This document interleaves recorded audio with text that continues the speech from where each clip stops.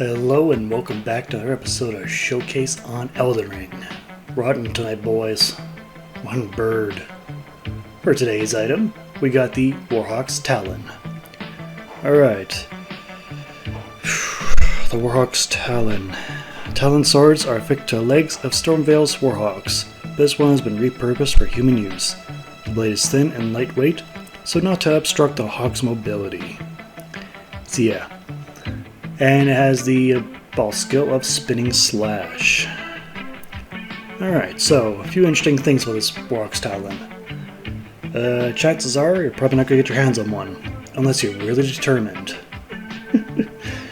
The pain in the ass part is, this is an incredibly low drop rate, I believe of 2.5% drop rate.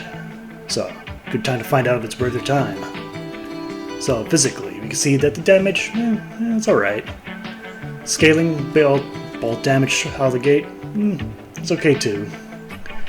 The scaling parameters are D for strength and a C for dexterity, which typical of a straight sword. And using it as a shield to guard with, not very great, and a strength requirement isn't too impressive either. So yeah, overall the barrier of entry really is just finding it more than trying to equip it.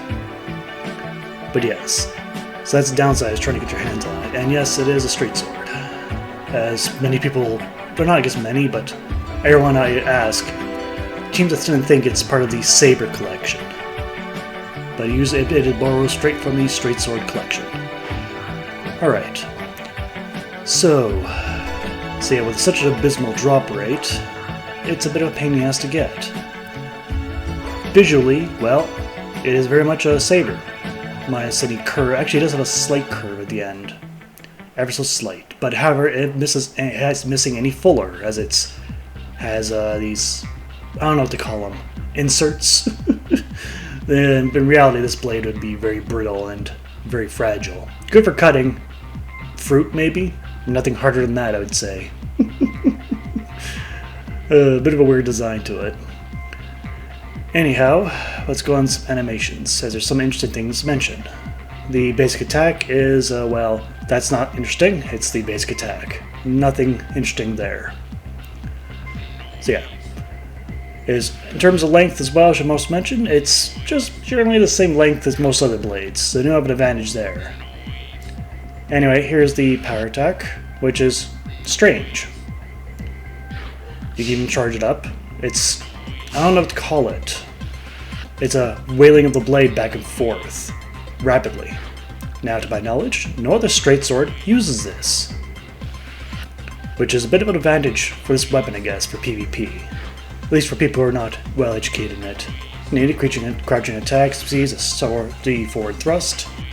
And okay, we're seeing the step back attacks. Nothing new here, the standard moveset for the straight sword.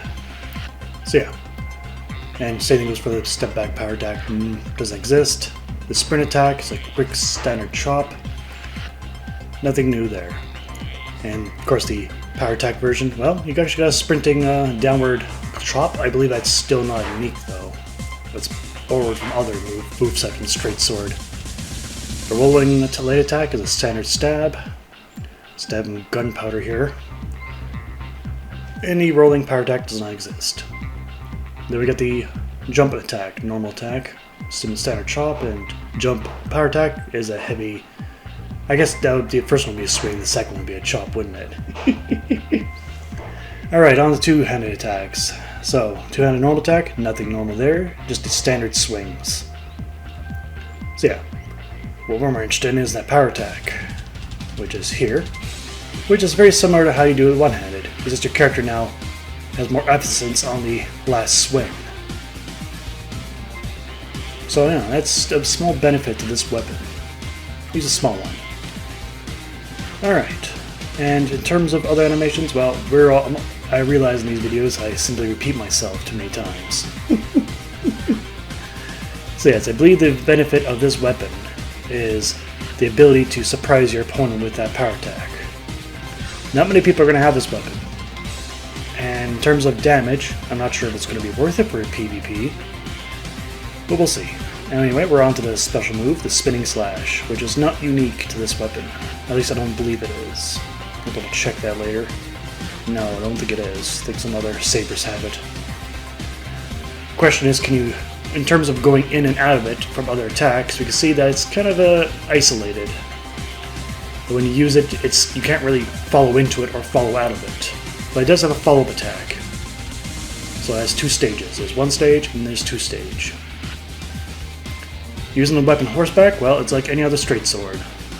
The same length as those straight swords I'll mention again. So you're not really gaining any advantage on horseback. In terms of fighting PvP, actually, I haven't fought that much in PvP these days. Can you do it horseback? Irrelevant. But yeah, there's no extra benefit to what this weapon provides, what any other straight sword provides.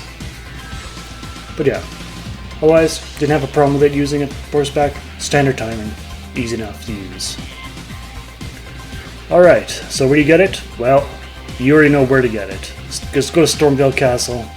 They're the birds. They're crazy. They throw explosive fucking barrels at you.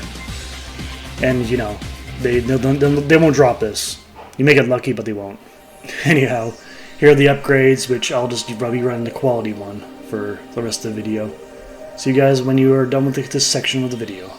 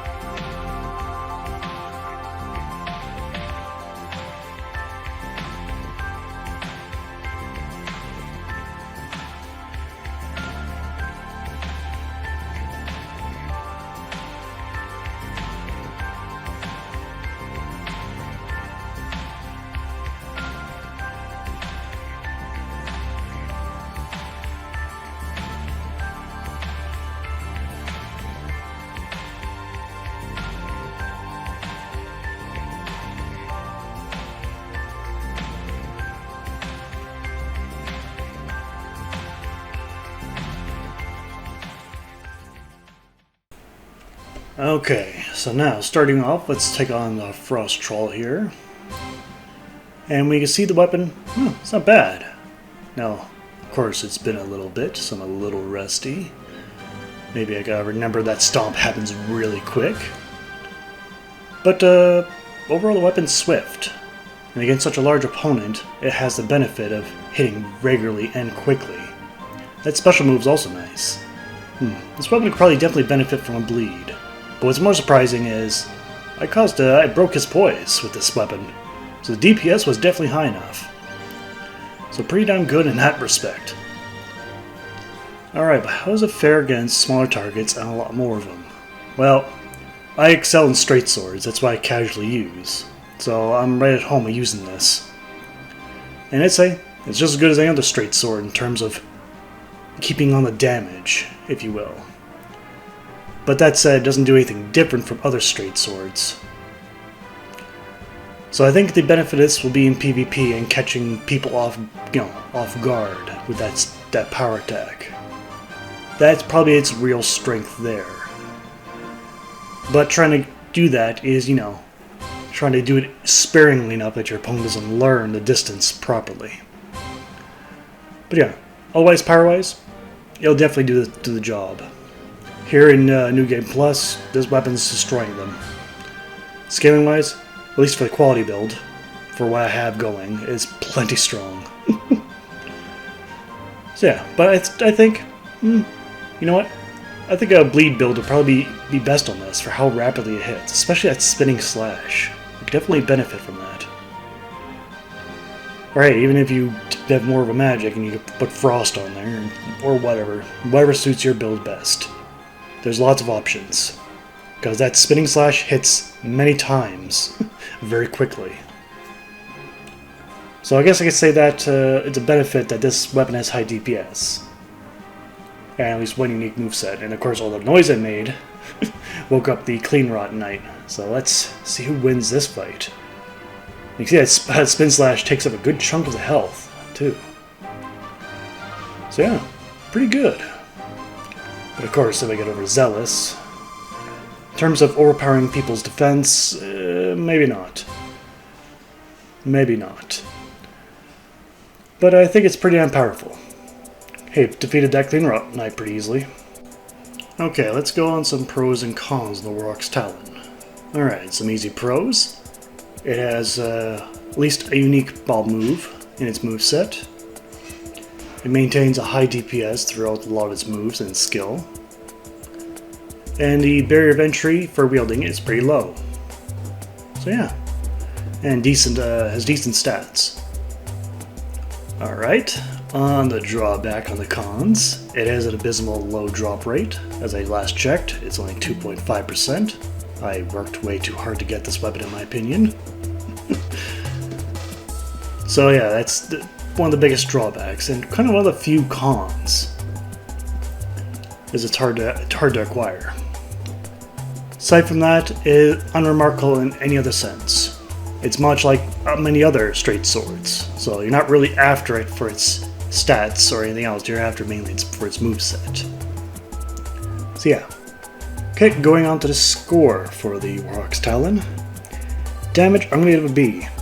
Damage is pretty good overall, and has good DPS. Reach, standard straight sword length, so I'm going to give that a C. Animation, well, it's all pretty nice, including that special skill and that unique move, so a B+. Scaling is also pretty nice, especially in the quality, but that your mileage may vary, but I'm going to give it a B+. Miscellaneous though, I'm going to give that a C, as it doesn't have anything else to stand out, and it's a pain in the ass to get a hold of. So that's the one thing dragging it down, that and its reach. So, but overall, the score is a solid B. Not bad, but is it worth it? That's up to you. You might get lucky, or you may do 200 runs killing birds like I have to do. Time will tell. Alright, so, in terms of is a weapon worth it? To me, it wasn't. Then again, I'm not playing PvP a whole bunch. And I believe that's where this weapon belongs, is in PvP arenas.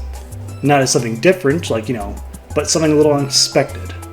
And that you shouldn't even flaunt this weapon right away either. You should pull it out when your opponent least expects it. Well, that's my opinion on it. And that'll be all for today. I'd like to thank you all for watching. Hope to see you guys next time. Take care out there. In this world you've got to